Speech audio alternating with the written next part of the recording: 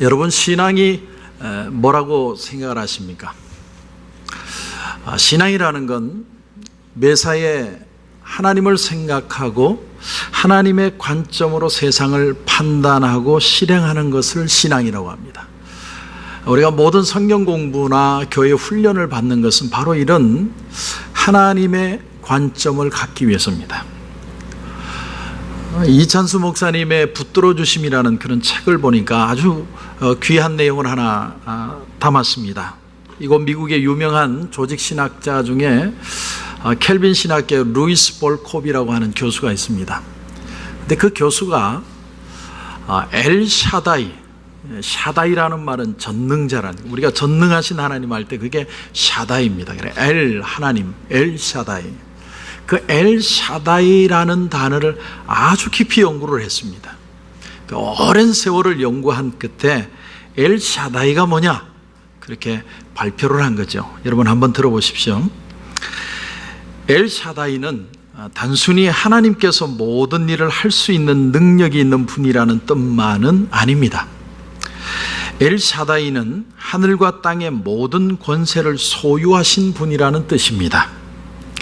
눈에 보이는 것이나 보이지 않는 것이나 다 그분의 주권 가운데 있습니다. 창조와 보존이, 선택 혹은 유기가, 만물의 운행과 통치가 다 엘샤다이 그분의 품 안에서 이루어진다는 뜻입니다. 이게 무슨 말이냐면, 우리는 하나님이 막 축복을 해주시고 내 기도가 응답이 되면 전능하신 하나님, 엘샤다이 하나님 그러는데, 이 샤다이라는 이 의미는 축복만이 아니라 내가 고난이 와도, 내 삶에 어려움이 와도 그분은 역시나 그 속에서도 샤다이 하나님이 되어주신다, 그런 뜻입니다. 그러니까 모든 것이 다, 우리에게 일어나는 모든 일들이 다 하나님의 주권 속에 있다는 뜻입니다. 자, 베드로가 직업이 어부였을 때 어부로서 직업을 가지고 어느 날 밤 그물질을 했는데 밤새도록 고기를 잡았는데 단 한 마리도 못 잡았습니다. 여러분, 어부가 고기를 잡는 게 기적입니까? 못 잡는 게 기적입니까? 여러분, 못 잡는 게 기적입니다. 못 잡는 게. 왜? 피레미라도 한 마리 잡아가는 것이 어부의 자존심이거든요. 근데 그날 밤 베드로는 밤새도록 그물을 던지는 전문 직업인으로서 너무나도 큰 절망과 허망함을 느꼈습니다. 그런데 물고기를 한 마리도 잡지 못하고 그 밤을 지난 그 다음 날, 그는 일생일대에 있어서 가장 귀한 만남을 만나게 됩니다. 만약에 베드로가 그 전날 만선이 되어가지고 아주 기뻐서 일찍 집으로 포만감을 가지고 돌아갔다면 그 다음 날은 좀 마음이 굉장히 기뻤을지 모르지만 평생의 기쁨이 되시는 주님은 만나지 못했다는 거예요. 다시 말하면 베드로가 주님을 만난 것도 엘샤다이의 역사지만 밤새도록 물고기 한 마리 잡지 못했던 것도 역시 엘샤다이의 역사라는 거예요. 대부분의 사람들은 할 수 있는 한 모든 걸 다 해보려고 합니다. 그렇기 때문에 늘 시간이 부족하고 힘이 딸리는 겁니다. 마치 뭐와 같냐면, 시험을 치는 학생들이 답안지를 낼 시간이 점점 다가오는데 경상도 말로 쌤예 조금만 기다려주세요, 내가 요다그만 적고요, 1분만 주세요, 1분만 주세요. 대다수의 사람들이 조금만 더 살게 해주세요, 이것만 갖게 해주세요, 이것만 이루게 해주세요, 이것만 허락해 주세요. 매일같이 조금만 하다가 죽는 게 인생이라. 그런데 여러분, 예수님을 한번 보세요. 예수님은 33살에 이 세상을 떠나셨습니다. 근데 소유하신 것이 별로 없습니다. 예수님은 조직도 만들지 않으셨어요. 내 교회를 세우리니라고 말씀은 하셨지만 실제로 교회를 세우진 않으셨습니다. 그런가 하면 예수님이 무슨 책을 적어서 내거나 글을 적으신 것이 하나도 없습니다. 어떤 정치적인 권세도 없으셨습니다. 사람들이 유대인의 왕이라고 칭했지만 예수님은 어떻게 말씀을 하셨냐면 내 나라는 이 세상에 속한 것이 아니다, 그렇게 말씀하셨습니다. 예수님은 뭐 제사장이라든지 서기관이라든지 그런 칭호도 받지 못하셨고 단지 선생님이요, 랍비요, 그런 표현만 받으셨습니다. 그리고 예수님은 많은 추종자를 남기신 것도 아닙니다. 한때는 막 5,000명이 와서 떡을 먹고 기적을 경험하는 역사가 있었지만 예수님이 십자가에 달리셨을 때 11명의 제자도 다 도망가고 마지막 남았던 사람들이 누구냐 하면 예수님의 어머니 마리아, 예수님의 동생들, 막달라 마리아, 그리고 제자 중에 요한 정도 남았습니다. 예수님은 아주 초라한 상황에서 세상을 떠난 거예요. 당신이 해야 될 일만 딱 하시고 나머지는 다 주고 떠난 겁니다. 여러분, 어떻게 보면 좀 실패라고 생각하지 않으십니까? 예수님은 거룩하신 하나님의 일을 다 이루었다 그렇게 말씀을 하셨지만 우리가 인간적인 관점에서 본다면 좀 예수님의 삶이 실패였다 그런 생각이 들지 않으십니까? 그런데 예수님이 승천하시고 나신 후에 오히려 예수님의 일이 줄어드는 게 아니라 오히려 더 사람들이 걷잡을 수 없을 정도로 예수의 사람들이 많아지기 시작합니다. 놀라운 사실은요, 2000년이 지난 지금도 예수의 사람들은 계속해서 늘어나고 있다는 겁니다. 이거는 딱 한 가지를 설명하는 겁니다. 예수님은 엘샤다이 하나님을 믿으셨다는 거예요. 예수님이 믿음의 본을 보였기 때문에 우리가 믿음으로 사는 것이고, 믿음의 본을 보인 그 예수님이 오늘 나의 구주가 되시기 때문에 내가 오늘 주님을 붙들고 믿음으로 살아가는 것입니다. 이 일에 엘샤다이 하나님이 역사하셨다는 거죠. 자, 이제 우리 오늘 본문을 돌아와서 보시면 아주 아이러니한, 이해할 수 없는 일이 일어납니다. 여러분 33절을 한번 보십시오. 그들이 듣고 크게 노하여 사도들을 없이 하고자 할세. 여기에 그들이 누굽니까? 그들은요, 앞에 17절에 보면 제사장과 대제사장과 서기관들을 중심으로 한 유대교 최고 지도자들입니다. 그들이 사도들에게 대해서 마음이 시기가 가득해가지고 그 사람들을 사내들인 공회당에다 끌고 와가지고 그 사람들을 신문해가지고 아예 죽여버리려고 하는 겁니다. 아주 심각한 상황입니다. 사내들인 공의회는요, 불과 몇 달 전에 그 자리에서 예수님을 신문하고 재판을 한 자리입니다. 빌라도 앞에서 사형 선고를 예수님이 받으신 것 같지만 사실은요, 사내들인 공의회에서 이미 처형을 결정하고 빌라도는 사인만 한 겁니다. 그러니까 사내들인 공회가 예수님을 십자가에 못 박도록 한 원흉이 되고 거기에 본거진 겁니다. 지금 그 현장에 베드로, 요한 그리고 나머지 제자들이 지금 서 있는 겁니다. 잘못 삐끗하면 십자가에 달려 다 죽어야 됩니다. 여러분 한번 생각해 보세요. 성령이 오셨고 성령이 마음에 부담을 주셔서 견딜 수 없어서 그 능력으로 복음을 전해서 하루에 3,000명, 5,000명이 회개하고 돌아오는 역사들이 일어났는데, 그런데 오히려 그들에게는 죽음이 기다리고 있었다. 여러분 이거 어떻게 이해해야 합니까? 그렇다면 왜 은혜로 시작한 일에 어려움과 고통이 찾아오게 되느냐? 오늘 말씀을 보면 굉장히 중요한 영적인 교훈 몇 가지가 있습니다. 우리가 좀 주의해야 합니다. 여러분, 핍박은 누구로부터 오느냐? 환난은 누구를 통해서 오느냐? 오늘 첫 번째로 생각할 영적 교훈은 뭐냐면 핍박은 먼 데서 오는 게 아니고 가까이에서 오는 겁니다. 여러분, 핍박은 불신자한테 오는 게 아니라 믿는 사람들한테서 오는 거예요. 모르는 사람 핍박 안 합니다. 아는 사람이 핍박하는 거예요. 핍박하는 사람인데 오늘 17절에도 대제사장과 사두개인 당파했다. 축복해야 될 자리에 있는 사람들이 오히려 비판하고 죽이려 합니다. 두 번째 핍박이 오는 이유가 뭐냐면 시기와 질투 때문에. 사람들은 겉으로는 신앙적인 이유라 말하고 겉으로는 합리적으로 이렇게 일을 처리해 가는 것이라고 말하지만 사실은 그 깊은 속의 내용은 뭐냐면 시기심 때문에 그래요. 17절에 보면 그들의 마음에 시기가 아주 가득했다 이렇게 표현합니다. 우리가 사람들과 관계를 가지며 관계 속에서 나를 힘들게 하고 어렵게 하는 모든 것들이 뭐냐면 사실은 이해관계 때문에 그래요.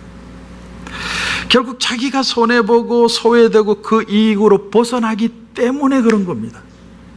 기득권을 뺏기지 않기 위해서, 그 중심 세력에서 벗어나지 않기 위해서 상대방을 공격하는 거예요.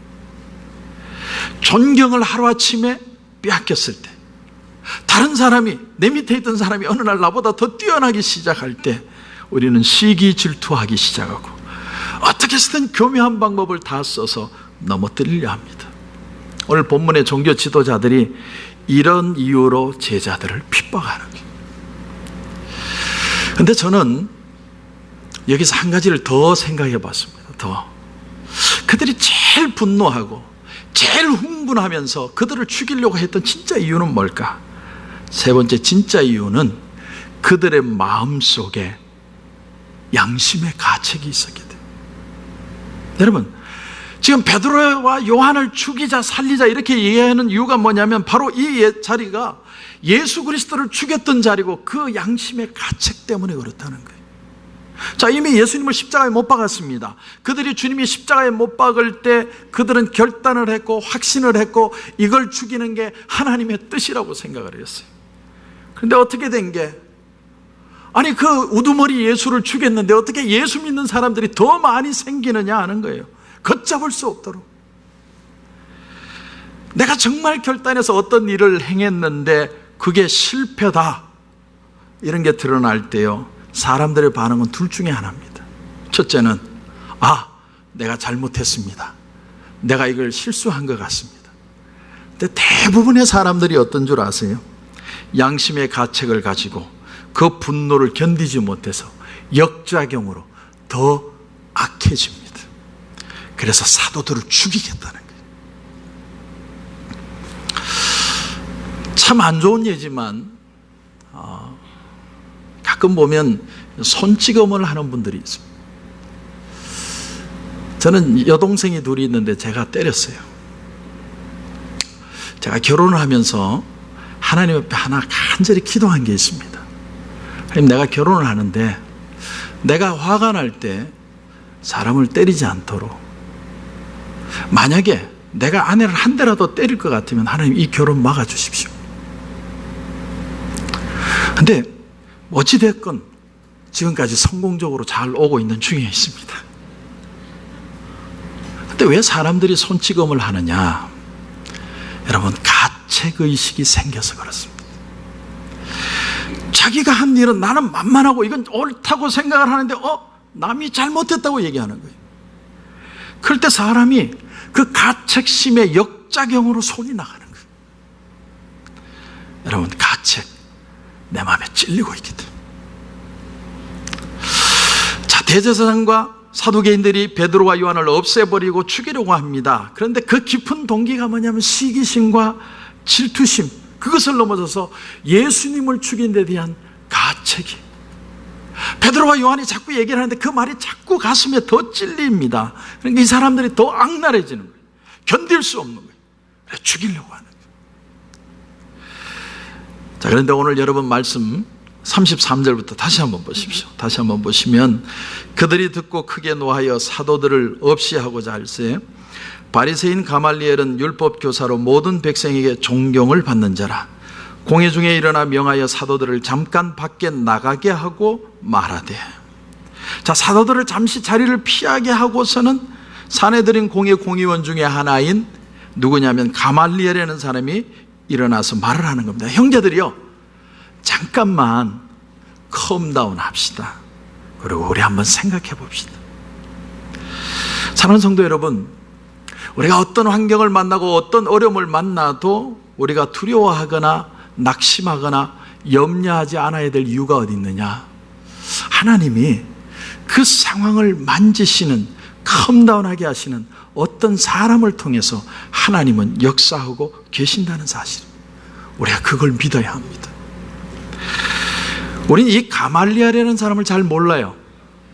한 가지 좀 우리가 아는 사실이 뭐냐면 사도 바울의 스승이었다. 그러니까 바울은 이 가말리엘의 문화생이었습니다. 근데 히브리 사람들의 문헌에 보면 힐렐이라는 율법사가 나옵니다. 힐렐. 많은 문헌에 그의 모습이 나오고 탈무드에도 많은 글을 남겼습니다. 그래서 사람들이 그 힐렐이라는 사람을 굉장히 존경했습니다. 그런데 그 힐렐의 손자가 가말리엘입니다. 여러분, 그런데 그 역시도 힐렐만큼이나 아주 유명한 사람이 가말리엘입니다. 어느 정도였냐면 보통 사람들에게 붙이는 랍비의 수준을 넘어서서 라반이라는 엄청난 칭호까지 붙일 정도로, 가말리엘이 죽었을 때 사람들이 뭐라고 얘기했냐면 율법의 영광은 같고 그 정결과 성결도 죽었도다, 이렇게 표현할 정도로 그는 아주 유대인들의 존경을 받던 사람들. 그런데 그가 무슨 말을 하냐면 오늘 말씀의 35절에 보니까 이스라엘 사람들아, 너희가 이 사람들에 대하여 어떻게 하려는지 조심하라. 조심하라는 말은요, 생각해 보자는 거예요. 그리고 말하길 드다라는 사람이 일어나서 막 난리를 쳤지만 그 사람도 죽임을 당하고, 유다라는 사람이 나와서 막 사람들을 선동을 했지만 그 사람도 사라졌습니다. 그리고 하는 말이 아주 중요한 말이 38절 하반절부터의 말입니다. 38절 하반절을 보니까 이 사상과 이 소행이 사람으로부터 났으면 무너질 것이요 만일 하나님께로부터 났으면 너희가 그들을 무너뜨릴 수 없겠고 도리어 하나님을 대적하는 자가 될까 하노라. 여러분, 이 말씀을 읽다가요, 그 많은 율법학자들이 있고 대제사장과 서기관과 그런 유명한 사람들이 있는데도 하나님을 생각하는 사람은 가말리엘 딱 한 사람이었다. 그곳에 모여있는 모든 사람들은요, 하나님의 이름으로 밥 벌어먹고 하나님의 이름으로 권세와 명예를 누리는 사람들인데 그들은 결정적인 순간에 하나님을 생각하지 않습니다. 그들이 사도를 죽이려는 것이 하나님의 공의나 어떤 하나님의 법을 위해서가 아니라 전적으로 사도들에 대한 질투심으로, 또 그것을 넘어서서 마음속에 오는 그 엄청난 양심의 가책을 이기기 위해서 그들은 그를 죽이려고 하는 거예요. 사랑하는 성도 여러분, 하나님이 때로 사람을 통해서 혹은 여건이나 상황을 통해서 우리가 하나님 앞에 무릎 꿇어야 할 시간이라는 것을 가르치실 때가 있습니다. 그때는 내가 주님 앞에 무릎을 꿇어야 할 시간인데 우리 인간의 마음속에 찾아오는 오기가, 시기심이, 가책이 나를 더 완강하게 붙들 때가 있습니다. 그래서 가말리엘이 지금 일어나서 말하는 겁니다. 형제들이여, 우리가 한번 이 사태를, 추이를 지켜봅시다. 생각해 봅시다. 한번 기도해 보십시다. 이게 정말 하나님의 뜻이라면 우리가 막을 수 없을 것이고, 하나님의 뜻이 아니라면 저들이 스스로 자멸할 겁니다. 그런데 만약에 하나님의 뜻인데 우리가 이 사실을 막게 된다면 우리는 하나님을 해방하는 사람이 될 겁니다. 사랑하는 성도 여러분, 내가 성령 받고 내가 은혜 충만한데 여러분, 왜 내 삶에 고난이 찾아올까요? 내가 하나님 앞에 더 나아가고 내가 하나님의 이름을 더 부르는데 왜 내 삶에 더 많은 시험거리가 여러분 찾아온다고 생각하십니까? 성도 여러분, 기억하십시오. 하나님은 지금 이 시간에도 하나님의 역사가 하나님 역사가 되게 하시는 밑작업을 우리의 삶 가운데 하고 계신다는 사실, 그게 바로 하나님의 방법입니다. 우리는 언제나 하나님의 역사의 한 단면만 보는 실수를 일으킬 때가 참 많습니다. 그래서 우리의 신앙이 더 풍성해지고 더 축복된 삶이 못 될 때가 참 많습니다. 그러나 전능하신 하나님, 엘샤다이 하나님은 우리의 삶에 기적을 일으킬 때만 샤다이 하나님이 아니라 내가 고난 가운데, 어려움 가운데 있을 때에도 그분은 여전히 우리의 삶을 만져가시는 살아계신 하나님이시라는 사실입니다. 이것을 받아들일 수 있어야 신앙이 자랍니다. 저는 이런 역사가 저와 여러분 가운데 일어나기를 주님의 이름으로 축원합니다. 오늘 말씀의 가장 핵심적 결론이 뭐냐면 여러분 40절 41절입니다. 40절 41절을 한번 보십시오. 그들이 옳게 여겨 사도들을 불러들여 채찍질하며 예수의 이름으로 말하는 것을 금하고 놓으니 사도들은 그 이름을 위하여 능욕받는 일에 합당한 자로 여기심을 기뻐하면서 공회 앞을 떠나니라. 참 아이러니한 장면이죠. 그렇게 알았다. 가말리엘의 얘기를 듣고서 그래 우리 그렇게 하자 그래 놓고는 왜 사도들을 또 채찍질합니까? 그들의 마음에는 반복되어지는 인간의 버릴 수 없는 시기와 질투가 계속 그 속에 남아 있습니다. 특별히 참 재밌는 사실이 뭐냐면 여러분, 죄인을 때릴 때 제사장은 성경을 읽는다는 거예요. 성경 구절을 읽어줘야 한 대 때릴 때마다 성경 구절을 하나씩 읽어줍니다. 성경 구절은 도대체 왜 읽어줍니까? 때리기만 하지. 근데 여러분 놀라운 사실이 41절입니다. 41절. 사도들은 그 이름을 위하여 능욕받는 일에 합당한 자로 여기심을 기뻐하면서 공회 앞을 떠나니라. 능욕받는 것을 당연한 것으로 여기면서 오히려 기뻐하면서 사도들은 떠났다. 여러분 잘 보세요. 잘 보셔야 돼요. 사도들은 감옥에서 나온 것 때문에 기뻐하는 게 아닙니다. 자유롭게 풀려났기 때문에 그들이 기뻐하는 게 아니라 그 이름을 위하여 능욕받는 것 때문에, 합당한 자로 취급받은 것 때문에 감사해서 기뻐하는 거예요. 여러분 그들의 관심은 오직 예수밖에 없어요. 예수 이름보다 복된 이름이 없다는 내 신앙의 고백이 그들 속에 있다는 거예요. 그 이름을 위하여 내가 살 만한 가치가 있다. 이 사람들은 이 고백이 있었습니다. 여러분 이게 진짜 사랑이고 진짜 용기 있는 신앙입니다. 성도 여러분, 사람은요 누구나 한평생을 반복된 삶을 살다가 죽습니다. 모두가 똑같습니다. 이렇게 배웠던 저렇게 자랐던 모두가 다 어떤 삶을 반복하며 살다가 가는 겁니다. 오늘 내가 한 일을 어제 누군가가 고민하고 일한 것을 내가 오늘 똑같이 고민하다가 죽어가는 거예요. 그런데 어떤 사람은 편견과 이기심과 질투와 절망과 좌절에 유스트되어 가지고 늘 모든 일이 일어날 때마다 그렇게 되풀이하다가 죽는 사람이 있는가 하면, 어떤 사람은 화해와 용서와 사랑의 그 내 달라진 가치를 가지고 기뻐하며 더 풍성한 삶을 살다가 이 세상을 가는 사람들도 있다는 겁니다. 우리는 어떻게 살아가든 이 세상에 무언가의 반복적인 삶을 살다가 죽습니다.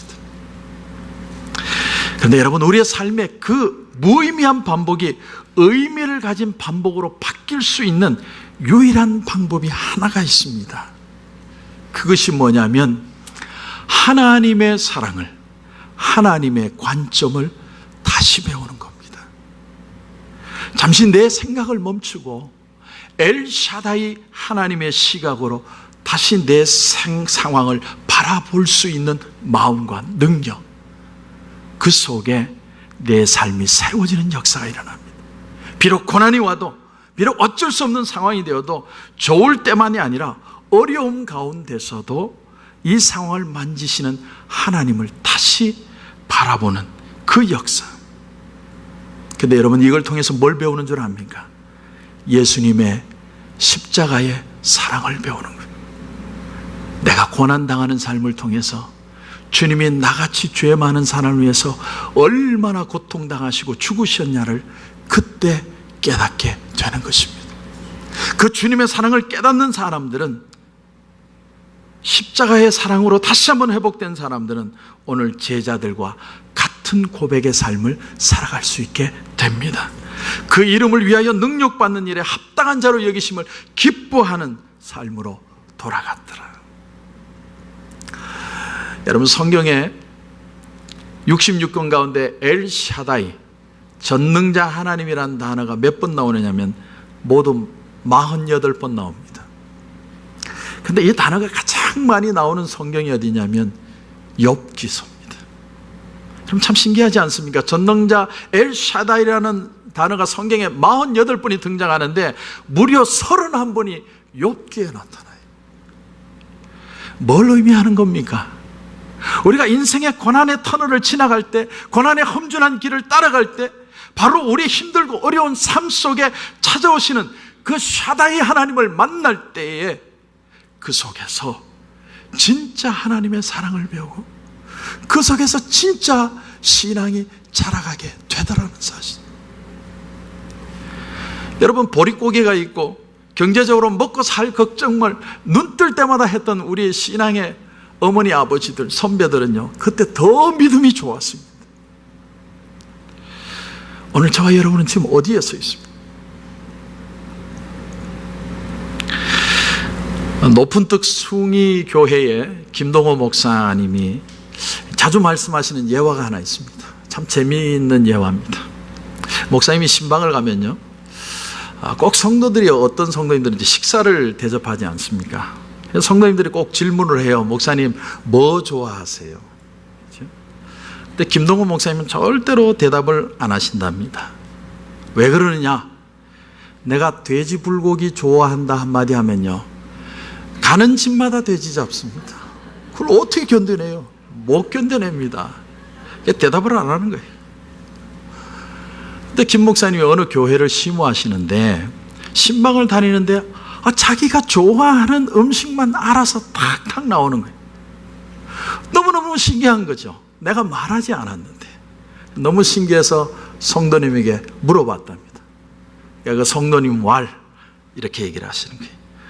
목사님이 식사하실 때 젓가락이 어디에 제일 많이 가는지를 유심히 봤습니다.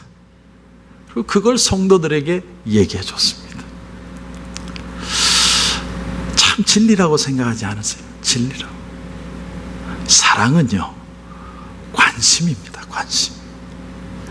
백날 사랑한다고 얘기해도 관심이 없으면 그건 사랑이 아닙니다. 여러분, 그렇지 않습니까? 사랑이 깊어지면 관심을 가지게 되고, 관심을 가지게 되면 답을 찾게 되어 있습니다. 필요가 뭔지를 깨닫는 거죠. 누군가가 나는 말로 들어야만 알 수 있다고 얘기하는 사람이 있다면 그 사람은 아직 사랑이 뭔지 모르는 사람이에요. 사랑은 눈빛만으로도 아는 겁니다. 여러분, 우리가 좀 더 나아가서 세상이 뭘 필요로 하는지 잘 모르겠다, 그 말은 세상에 대한 사랑도 관심도 없다는 얘기입니다. 여러분, 정말 세상을 사랑하세요? 여러분, 정말 여러분의 이웃을, 여러분의 가족을 정말로 사랑하십니까? 정말 사랑하면요, 그분의 필요가 보이기를 시작합니다. 오늘 우리 하나님이 엘샤다이 하나님이 되신다는 건 이 필요에 민감하신 분으로 내게 다가오시고 그것이 깨달아졌다는 겁니다. 여러분, 베드로와 요한을 한번 보십시오. 그들이 성전에 한두 번 갔겠습니까? 성전에 하루에 3번씩 기도하러 갔습니다. 매일 갔어요. 그런데 그렇게 수없이 다녔는데도 성전 미문에 앉아있는 안전뱅이가 눈에 안 들어왔습니다.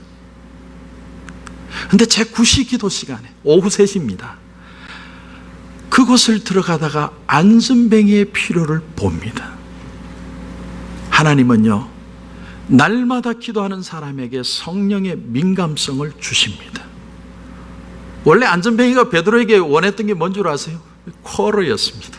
동전 하나 달라. 근데 베드로가 뭘 받습니까? 은과 금은 내게 없거니와 내게 있는 것으로 내게 주노니 곧 나사렛 예수 그리스도의 이름으로 일어나 걸어라. 성경에 보면요, 걷기도 하고 뛰기도 했다.